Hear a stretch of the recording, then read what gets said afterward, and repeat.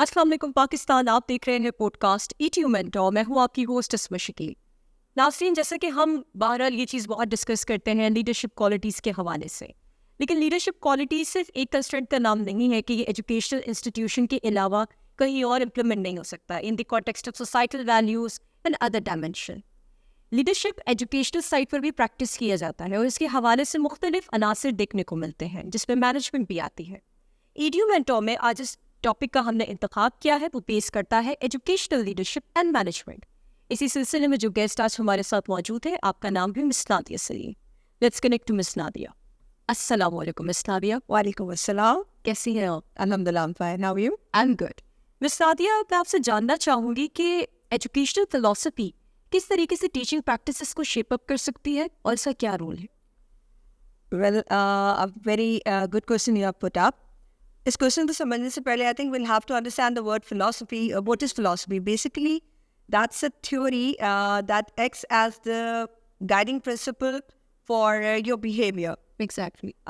It helps me to design my pedagogy. और अगर मैं इस word को explain करना चाहूँ तो my method of teaching, मैं क्लास में जाके जो करने जा रही हूँ, why I'm going to do that and how I'm going to do that, that whole planning is a part of this philosophy. All right. For example, अगर हम एक इंजीनियर की एग्जांपल लें तो वो जब आपने घर बनाना होता है, सबसे पहले you select a plot, right?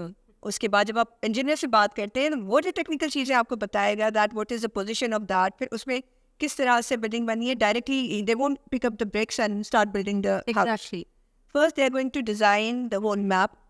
उसमें वो देखेंगे कि हवा का रुख कहाँ से है। यू इसी तरह से जब आप क्लास में एंटर हो रहे हैं तो you have to see the audience के the class you are going to cater, उसमें बच्चे की डिमांड्स क्या हैं, what would be the best strategy to use कि वो बच्चा जो है आपकी उस सारी एक्सप्लेनेशन को, उस चीज़ को समझ पाएगा। और उससे prior to that I have to see that what my topic is and if I'm going to teach it in this particular manner, what would be the outcome?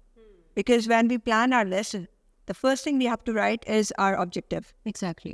That जो मैं पढ़ाने जा रही हूँ उसका आउटकम क्या होगा, उस बच्चे को उसका फ़ायदा क्या होगा। तो basically this education philosophy is very important for just getting the best result out of your student. क्योंकि जो आप पढ़ाने जा रहे हैं, जब तक कि वो पूरा प्रॉपरली आपने खुद नहीं समझा हुआ होगा कि why I'm doing what I'm doing, Exactly. तो it is not going to give you the proper outcome. So that's why it's really important to understand the philosophy कि आप जो भी काम करने जा रहे हैं, जो भी पढ़ाने जा रहे हैं, उसमें फिर आपकी methodology किस तरह से होगी, what would be your body language, how you're going to, what kind of dialect you are going to use, what kind of language you will be using. उसमें बच्चे को अगर नहीं समझ में आएगा तो मुझे क्या करना है, because certain times ऐसा भी होता है that the things do not work according to your plan. Exactly. You have to make certain changes in your plan. अच्छा, उस वक्त आपके पास हमेशा प्लान बी या प्लान सी भी इनफैक्ट होना चाहिए, not only plan B I would say, because in the class you may never know that what the scenario is going to be. कुछ भी हो सकता है, कोई सिचुएशन चेंज हो जाती है, तो आपके पास एक दूसरा प्लान होना चाहिए जिसमें you stay to the topic as well, आपका टाइम भी बचे और उस पर्टिकुलर सिनेरियो को लेते हुए अगर कोई प्रॉब्लम हो गई, किसी बच्चे की तबीयत ख़राब हो गई, व्हाटएवर, उसको भी आपने डील किया and you continue with that. और let's suppose I have just design one chapter और after 10 minutes I realize that it's not working.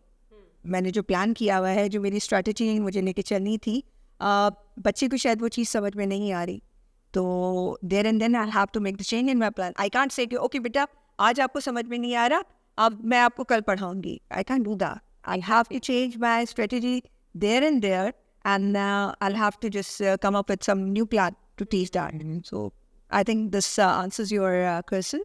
That's a wonderful answer. और इसमें अगर आप ये देखें कि डायमेंशन सेट की जा रही है, टीचर जो है मल्टीपल प्लान्स के साथ काम कर रहे हैं। इट डजंट मीन कि आप एक ही जगह पर जाकर सेट कर रहे हैं अपनी बाउंड्री को, आप उसे एक्सटेंड कर रहे हैं और स्टूडेंट की मेंटालिटी और उसकी एबिलिटी को देखते हुए अपनी चीज़ों को लाइन अप करें। That's a wonderful answer.